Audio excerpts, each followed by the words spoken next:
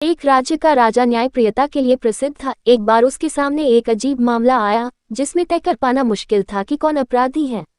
मामला कुछ इस तरह था, एक भिखारी रास्ते से गुजर रहा था, तभी उसकी नज़र पैसे से भरे एक बटुए पर पड़ी। उसने उसे उठाकर देखा तो उसमें 100 मोहरें थी। उसने सोचा इसे राजकीय विभाग में दे देना चाहिए। उसके ऐसा सोचते वो वहां से निकल पड़ा। तभी उसे एक व्यक्ति मिला जिसने बटुआ देख भिखारी को बोला, यह मेरा बटुआ है, तुम मुझे लौटा दो, पारितोषिक के रूप में मैं बटुए में रखे धन का आधा तुम्हें दे दूंगा। ये सुन भिखारी ने उस राहगीर को बटुआ दे दिया। राहगीर कुछ चालाक प्रतीत हो रहा था।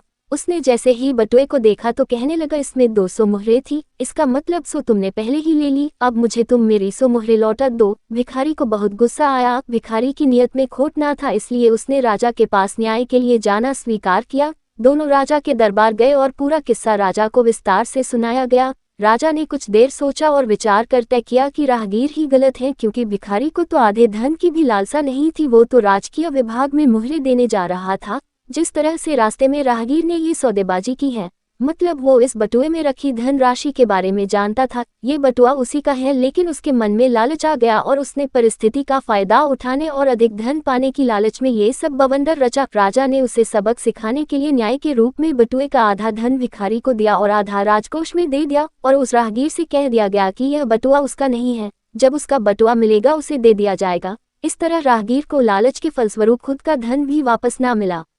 इसलिए बड़े बुजुर्ग कहते हैं, लालच बुरी बला, लालच बुरी बला है।